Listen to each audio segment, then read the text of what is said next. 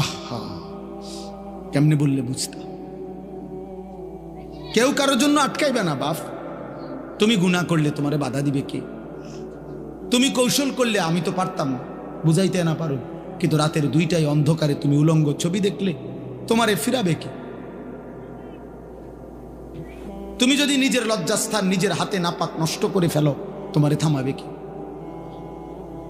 তুমি যদি কোনো হারাম মেয়ের সম্পর্কে নিজের চরিত্র নষ্ট করে ফেলো, তোমারে ফিরাবে কি?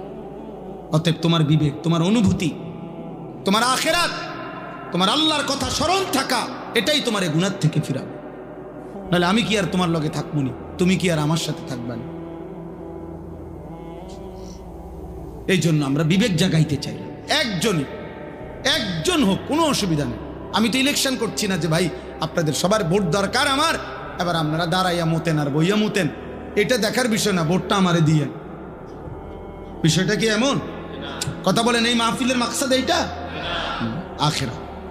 কি মাকসাদ? আখিরাত। আখিরাত মাকসাদ। আমি একটা আয়াত পড়ি, এরপরে আমার কথা শেষ। মহান আল্লাহ পাক রব্বুল আলামিন বলেন, হুয়াল্লাযী খালাকাকুম, একটু শুনে না, 10 মিনিট ইনশাআল্লাহ। হুয়াল্লাযী খালাকাকুম মিন তুরাবিন, আল্লাহ বলেন আল্লাহই তোমাদেরকে সৃষ্টি করেছেন মাটি থেকে। সুম্মা মিন নুতফাতিন, অতঃপর বীর্যের ফোঁটা থেকে। সুম্মা মিন আলাকাতিন, অতঃপর জমাট রক্ত থেকে।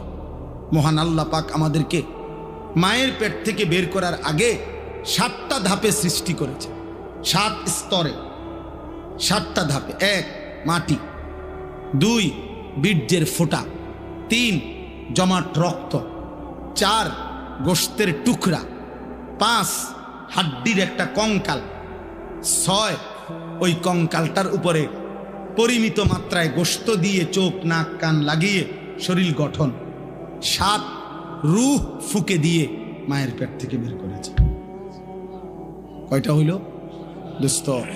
এই মালিক সেই মালিক যিনি চাইলে কোন হও বললেই হয়ে যেত, হইতো না? কথা বলে না? আল্লাহ বলে, বান্দা এ হও, এই কথা দিয়ে আমি তোমারে বানাই নাই, বরং 9 মাস মায়ের অন্ধকার জরায়ুতে আমি কাউকে না ডেকে, একজন ফেরেশতাকেও না রেখে, আমি মালিক একা আমার কুদরতি হাতে তোমারে সাজাইছি। তুমি জানো না বান্দা, তুমি আমার বড় মায়ার সৃষ্টি। তোমার মারে জিজ্ঞাসা করে দেখো, আমি কোনোদিন তোমার মাকে, তুমি যখন গর্ভে ছিলা, জিজ্ঞেস করি নাই যে মা তোর ছেলের নাক লাগাবো, কোথায় লাগাবো, তুই মা বলে দে। আল্লাহ বলে না, আমি কাউকে জিজ্ঞেস করি নাই, আমি মালিক আমার নিজ হাতে, আমার কুদরতি হাতে বান্দা বড় বেশি সুন্দর করে আল্লাহ কসম করে বলছে, 4টা কসম করে আল্লাহ বলছে, ওয়াত-তিনি ওয়াজ-যাইতুন ওয়া-তুরি সিনিন ওয়া হাদাল বালাদিল আমিন। আল্লাহ বলছে কসম বান্দা, কসম কসম কসম, আমি তোরে মানুষকে বড় সবচেয়ে সুন্দর করে আমি আল্লাহ সৃষ্টি করেছি। আমি তোকে বড় বেশি যত্ন করে বানিয়েছি। আমার মতো এমন মালিক কেমনে ভুলে গেলি বান্দা? এমন মনিব কেমনে ভুলে গেলি? এমন মালিক কেমনে ভুলে গেলি? ভাইয়া বলো না, একটা ছেলে বলো, এত বড় মালিককে কেমনে সেজদা না দিয়া, এত বড় কলজা তোমার কেমনে হলো বাপ? তুমি জানো না তিনি কে? তুমি জানো না তিনি কত বড় শক্তিশালী? 1 সেকেন্ডের জন্য আল্লাহকে আড়াল করার শক্তি আমাদের কারো আছে তো? 1 সেকেন্ড আল্লাহ পাকের অপছন্দের উপরে আমরা 1 সেকেন্ড বেঁচে থাকার ক্ষমতা আমাদের আছে তো? তাহলে আল্লাহ তাআলা বলেন, এই এক কথা মনে করাইছেন যে বান্দা ধীরে ধীরে ধাপে ধাপে আমি তোমাকে সৃষ্টি করেছি, তুমি আমারে ভুলো না, তুমি আমার বড় বেশি যত্ন সৃষ্টি, তোমারে আমি অনেক আদর করে বানিয়েছি, অনেক বেশি আদর করে বানিয়েছি। ফি আইয়ি সূরাতিন মা শাআ রাক্কাবা, আমি নিজ হাতে তোমার চেহারার আকৃতি দিয়েছি। এই লোকটা কালো কেন? আল্লাহ বলেন আমি চেয়েছি। এ সাদা কেন? আমি চেয়েছি। আমি চেয়েছি। এরে বাংলাদেশে সৃষ্টি দিলাম কেন? ও আরব দেশে কেন? আমার ইচ্ছা হয়েছে। কার ইচ্ছা? আল্লাহ বলেন আমার ইচ্ছায় তোমরা আমি সাজিয়েছি। চেহারা দেখলেই বোঝা যায় চেহারাটা কালো হয়ে আছে। আহা, গুনাহ তোমাদের চেহারা কালো করে ফেলছে। চেহারায় কোনো রসকস দয়া মায়া নাই। চুল চেহারার মধ্যে মুসলমানের কোনো চিহ্ন নাই, সারাদিনের চলাফেরার মধ্যে ঈমান আমলের কোনো নমুনা নাই। একটা বারও পেশাব করে টয়লেট পেপারও ব্যবহার করো না, পানিও ব্যবহার করো না। আহা, এটা কোনো আখলাক? তুমি কোনোদিন কুত্তা দেখো নাই? তুমি রাস্তার কুত্তা দেখো না? কুত্তাও তো পেশাব করে পানি নেয় না, কুত্তাও তো টয়লেট পেপার ব্যবহার করে না। তুমি দেখো না আব্বা, মাঝে মাঝে সবচেয়ে উত্তম হয় ওই কুকুরের সাথে একটা সেলফি উঠাইয়া দুজন একসাথে দিলে ভালো হবে। হ্যাঁ হ্যাঁ, ভালো হবে, সুন্দর দেখাবে, মানাবে ভালো, যে দেখে আমরা দুইজন একই আচরণ। ও পেশাব করে পানি নেয় না, আমিও নেই না। লজ্জা থাকলে মুসলমান হও, লজ্জা থাকলে মোমেন হও, লজ্জা থাকলে মুহাম্মদ আরবি সাল্লাল্লাহু আলাইহি সাল্লামের সুন্নাত অনুসরণ, ইসলাম মানো, দ্বীন মানো। আমি আবারও বলছি, ছেলেরা, বাবারা, আপনাদেরকেও বলি, যাদের স্ত্রী, সন্তান, ছেলে মেয়ে হারাম গুনার মধ্যে লিপ্ত, নামাজ নাই, সাজদা নাই, যার ঘরে বাপ মা জীবিত, অথচ 16 বছরের ছেলে, 18 বছরের ছেলে, স্ত্রী, কন্যা এক ওয়াক্ত নামাজ পড়ে না, 365 দিন কোনোদিন ফজরের নামাজ পড়ে না, ওই বাবা ব্যর্থ, ওই মা ব্যর্থ, ব্যর্থ, ব্যর্থ, ব্যর্থ। ওই জীবন ফালতু জীবন, ওই বাপের জীবনও খাসারা। আপনি শুধু কামে জীবনটা শেষ করছেন। এ খাট পালং সোফা দিয়া ইডি মানুষে গনেও না, টাইলস এগুলো মানুষে মুতে, পেশাবখানার টাইলসে মানুষে মুতে। টাইলস এটা কোনো দেখানোর কিছু না, টাইলস কোনো আশ্চর্য কিছু না, টাইলস কোনো আসমান থেকে নাজিল হইছে না। অতএব আপনি বিল্ডিং দেখান কীর্তেন, সোফা আসমান থেকে নিয়ে আসছে না, কোরআন আসছে। নামাজ আসমান থেকে আসছে, কোরআন আসমান থেকে আসছে। অতএব সম্মান ইজ্জত সেজদার মধ্যে, সম্মান ইজ্জত আল্লাহর কোরআনের মধ্যে। আল্লাহ আমাদেরকে বুঝ দান করে। সুম্মালি তাকুনু শুয়ুখা, আল্লাহ বলেন, আবার আমি আল্লাহই তোমাদের যৌবনকে শেষ করে আবার আমি তোমাদেরকে বৃদ্ধ বানিয়ে দেবে কিনা? আচ্ছা বলেন তো, কোনো ছোট বাচ্চা যখন 14 বছর বয়স হয়, তা আগের হাত পাও এগুলা খুললেই তো নতুন হাত পাও লাগায়, ঠিক? কোনো মানুষের বয়স যখন 60 হয়, তো তখন যৌবনকালের শক্তিশালী মজবুত হাত এগুলা খুইলা এরপরে বুড়ার থুত্থুরা হাত পাও আটটা লাগায় নাকি? না, একই দেহে এই আগের হাত পাওই, ওইটার মধ্যে একবার ছোট্টবেলার দুর্বলতা, একবার যৌবনকালের শক্তি, আরেকবার বৃদ্ধকালের দুর্বলতা, তিনটাই এই পরিবর্তন করছে কে? একই অঙ্গে, একই হাতে, একই পায়ে, একই শরীরে। কি আশ্চর্য বিষয়, কি অবাক করা বিষয় যে এটাই সেই শরীর, এটাই সেই হাত যেটা ছোট্টবেলায় ছিল দুর্বল, যৌবনকালে ছিল সবল, বৃদ্ধকালে আবার হয়ে গেল দুর্বল। আল্লাহ বলেন, ওয়ামিনকুম মান ইউতাওয়াফা মিন ক্বাবলু, আর আমি আল্লাহ, মনে রাখবা এই তিনটা তো আমিই বানাই। শিশুকাল কে দেয়? যৌবনকাল কে দেয়? বৃদ্ধকাল কে দেয়? আল্লাহ বলেন, এটা যেমন দেই, আবার এটাও মনে রাখবা সকলকে আমি এই 3 কাল পুরা দেই না, বরং অনেককেই আমি আল্লাহ যৌবনে পৌঁছবার আগে আগেই, বৃদ্ধে পৌঁছবার আগে আগেই আমি আল্লাহ মৃত্যু দিয়ে ফেলি। দেয় কি না? যে এই বাচ্চা জন্ম নেয়, ওই তো 60 বছর পর্যন্ত হায়াত পায়, জন্মিলেই কি বুড়া হয়? জন্মিলেই কি যুবক হয়? 3 বছরের বাচ্চা কবরে নাই, 30 বছরের যুবক কবরে নাই, 6 বছরের বাচ্চা কবরে নাই। ওয়ামিনকুম মান ইউতাওয়াফা মিন ক্বাবল, আল্লাহ বলেন আমি কিন্তু সকলকে বৃদ্ধ পর্যন্ত পৌঁছাই না, তার আগেই মৃত্যু দিয়ে ফেলি। তাইলে এখানেও তুমি ভাবো যে তুমি আগামীর ঘন্টা, আগামীর মিনিট, আগামীর সপ্তাহ, আগামীর বছর বাঁচবা, তার কোনো নিশ্চয়তা নাই বান্দা। অতএব আজই গোলামি করো, আজই বন্দিগি করো, আজই ইবাদত করো। আহা বাপ, কি করলা, কি করলা আব্বা? এ কেমন জীবন বানাইলা তোমরা? তোমাদের অগণিত বেনামাজি ছেলের চেহারা দেখে বোঝা যাচ্ছে কতদিন হয় নামাজ পড়ো না, তুমি জানো না। 365 দিনে খোদার 1 বছরে কোনো দিন ফজরের নামাজ পড়লা না। মুসলমান এত নিকৃষ্ট হয়? নবী সাল্লাল্লাহু আলাইহি সাল্লাম বলছে যে ফজরের নামাজ পড়ে না সে মুনাফিক। খোদার কসম নবী বলছে মুনাফিক, ও মুনাফিক, ও মুনাফিক। নবীজি বলছে লোকটা মুমিন না বেঈমান কাফের পার্থক্য করার চিহ্ন হইল নামাজ। আগা কাটা না, আগা কাটা দিয়া মুসলমান আর অমুসলমান নির্বাচিত হয় না। কথা বোঝেন নাই আমি? যদি বলে না আগা কাটছে এই কারণে আবার অমুসলমান হয়েছে, তো তাহলে 6 বছরের বাচ্চা অমুসলমান, 4 বছরের বাচ্চা যাতে ওনা আগা কাটে নাই তে অমুসলমান, তো তাইলে হেইতে মুসলমান হইব কেমনে? তাহলে কথা বোঝেন নাই? আমরা দিয়ে কয় যে আগা কাটলে কয় মুসলমানই করাইছে, মুসলমানই আবার করায় কেমনে? মুসলমান বুঝি এটা করাই না জিনিস, মুসলমান তো হয় না, পরিচয় না। তো তাহলে ও যদি এখন 7 বছর বয়সে 8 বছর বয়সে তারা যদি খতনা করায়, এখন যদি সে মুসলমান হয় তো আগে কি আছিল? ও মুসলমান। কথা বলেন না? আগে মুসলমান থাকলে তো অন কি মুসলমান হয়েছে আবার? বলেন, আপনি যুক্তিতে বলেন, ইনসাফে বলেন, আগে কিতা ছিল? তাহলে জন্মের পরে বাচ্চা মুসলমান না? ছোট্ট কোলের বাচ্চা মুসলমান না? তাহলে তারা আজান দিল কেন? তার কানে একামত দিল কেন?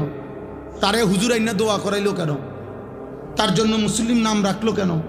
তার আকিকা করাইলো কেন? মুসলমান দেখেই তো করাইছে।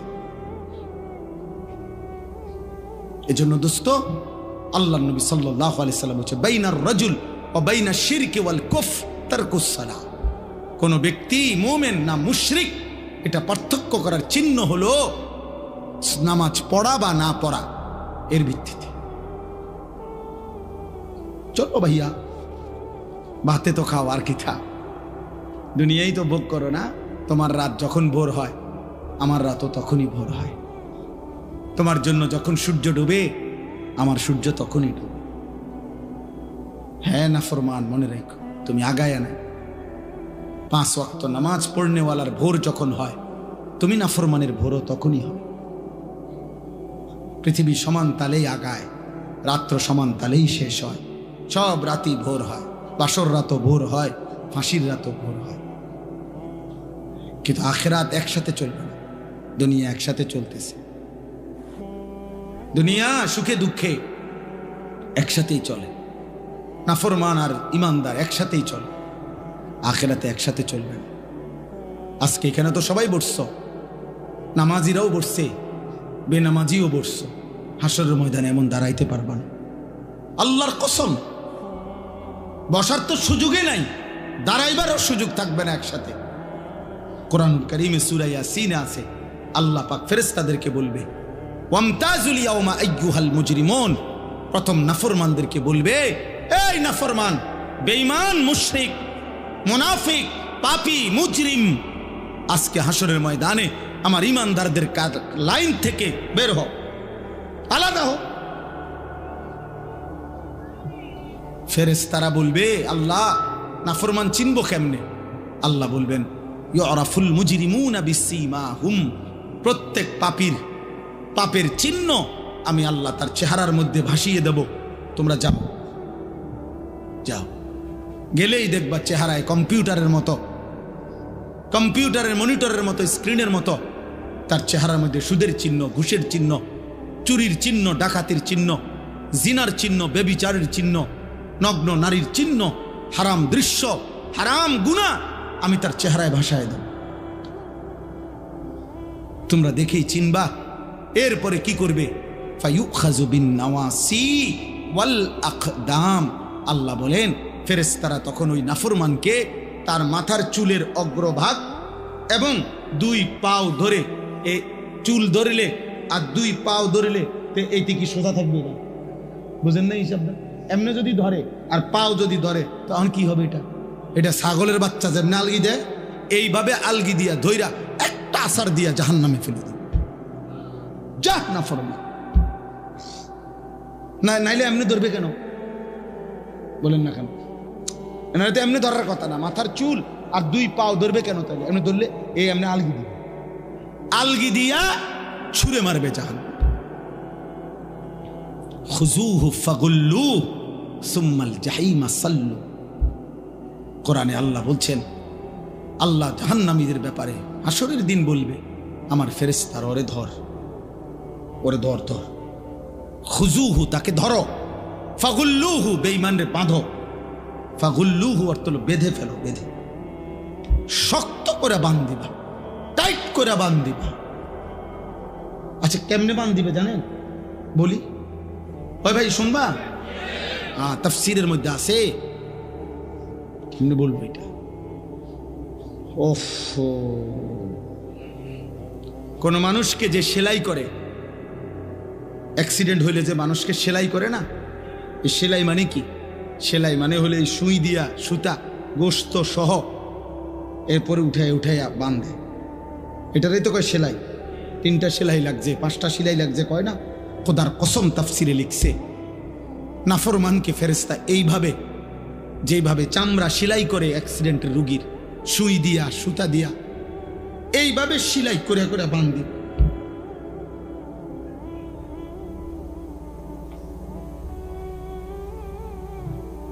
খুজুহু ফাগুল্লুহ সুম্মাল জাহিমা সাল্লুহ। ফেরেশতা বলবে, রব্বুল আলামিন আমি তো বেঁধে ফেলেছি, এবার কি করব? আল্লাহ বলবেন, সুম্মাল জাহিমা সাল্লু, ফেরেশতা একটা লাথি মাইরা জাহান্নামে ছুঁড়ে মারো, ফেলে দাও তারে জাহান্নামে। সুম্মা ফি সিলসিলাতিন যারউহা 70 যিরাআন ফাসলুকুহ।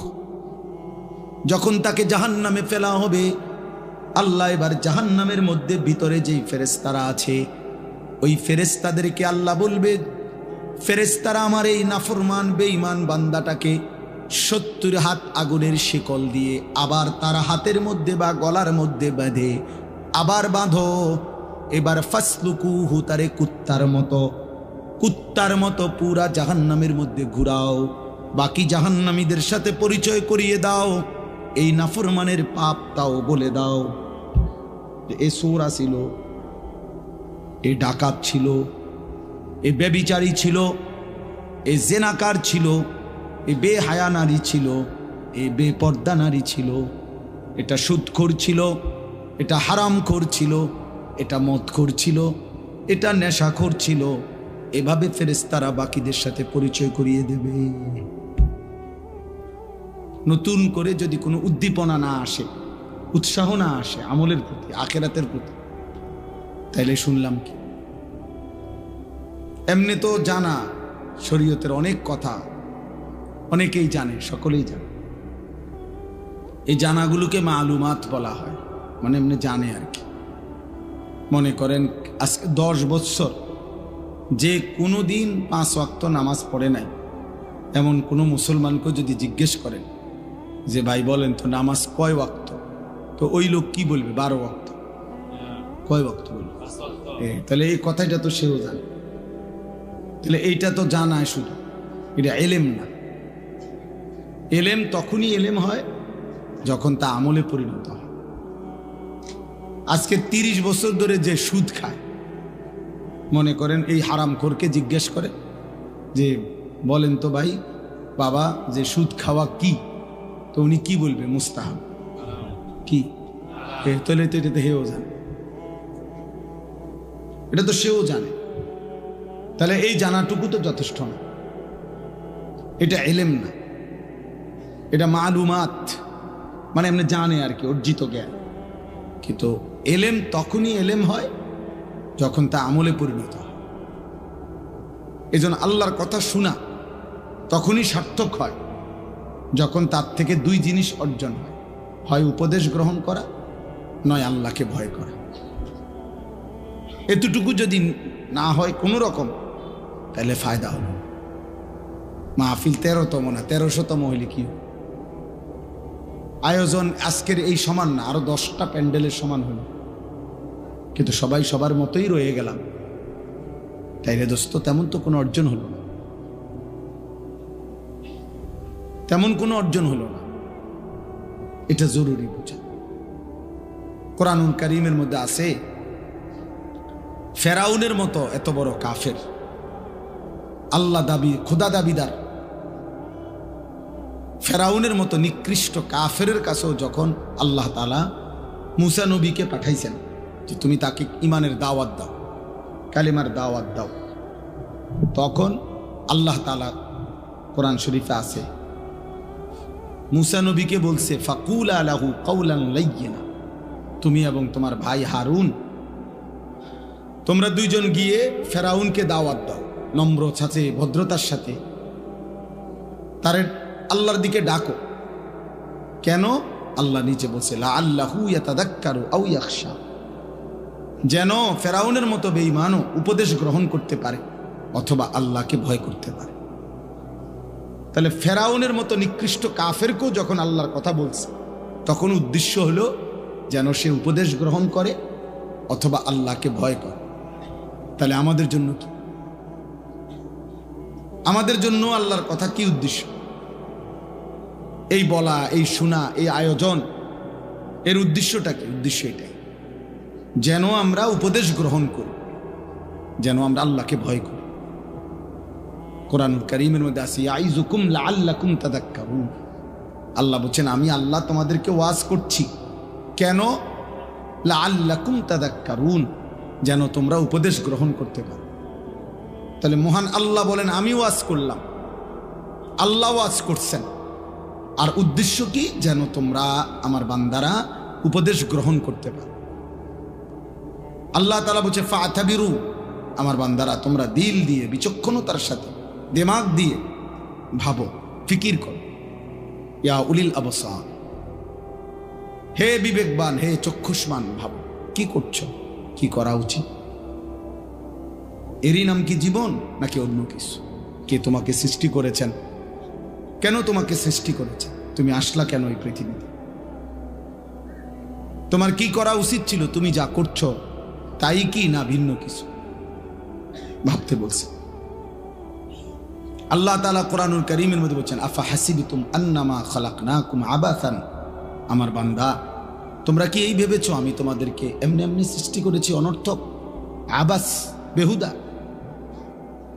খাইবা, ঘুমাইবা, পেশাব পায়খানা করবা, এর জন্য? এ তো জানোয়ারের স্বভাব, খায়, ঘুমায়, পেশাব পায়খানা করে, লজ্জাস্থানের চাহিদা পূরণ করে। এই চার জিনিস তো জানোয়ারেরও পূরণ হয়, খানা, পেশাব পায়খানা, ঘুম এবং যৌন চাহিদা, লজ্জাস্থানের চাহিদা পূরণ। এই চার জিনিস এটা তো জানোয়ারেরও পূরণ হয়। একটা কুত্তাও তো খায়, ঘুমায়, পেশাব পায়খানা করে, কুত্তারও তো যৌন চাহিদা পূরণ হয়, নাহলে কুকুরের বাচ্চা হয় কেমন?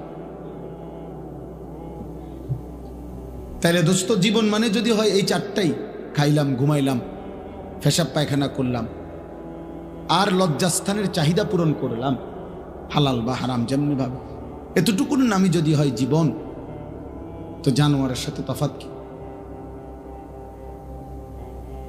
কুকুর বিড়ালের সাথে পার্থক্য কি? হাইওয়ান, জন্তু, জানোয়ারের সাথে পার্থক্য কি? দুনিয়া তো আমাদের চাইতে তারা বেশি ভোগ করে, জানোয়ার। একটা হাতি, গবেষকদের কথা হলো বন্য হাতি একদিনে 250 কেজি খাবার খায়, 90 লিটার পানি পান করে। একটা তিমি একবারে 200 জন সামর্থ্যবান যুবকের সমপরিমাণ খাবার খায় একবার। একটা বাঘ তো কোনোদিন গোশত ছাড়া ভিন্ন কিছু খায় না। একটা সিংহ তো কোনো বেলা গোশত ছাড়া ভিন্ন কিছু খায় না। একটা ভাল্লুক তো গোশত ছাড়া ভিন্ন কিছু খায় না। তাহলে জঙ্গলের হাজারো প্রাণী আছে যারা আমাদের চাইতে দুনিয়া বেশি ভোগ করছে। তাহলে তুমি আর আমি ভাইয়া বেশি কি ভোগ করলাম? কোনো বেলা ফাঙ্গাস, কোনো বেলা তেলাফিয়া, কোনো বেলা ফার্মের মুরগি, কোনো বেলায় কক মুরগি, শাক, আলুর ভর্তা, ডাল, এই তো সামান্য। এই জন্য আমাদের ইনসাফের সাথে ভাবা উচিত। দোস্ত আমার, বন্ধু আমার, বাপ আমার, প্রিয় ভাই আমার, কষ্ট হইলে তুমি চলে যাও, কোনো সমস্যা নেই। তুমিও থাকবা না, আমিও থাকবো না। এখানে আমরা কেউই বসতে আসি, এই ঘন্টা খানিকের ভিতরেই দেখবো এটা খালি হয়ে গেছে। আমার জীবনে আমি বহুবার এরকম প্যান্ডেলে দাঁড়াইয়া মাহফিল শেষ হওয়ার পরে অনেক দিন আমি দেখছি এই ছেলে এই অপদার্থ ওঠ বেটা।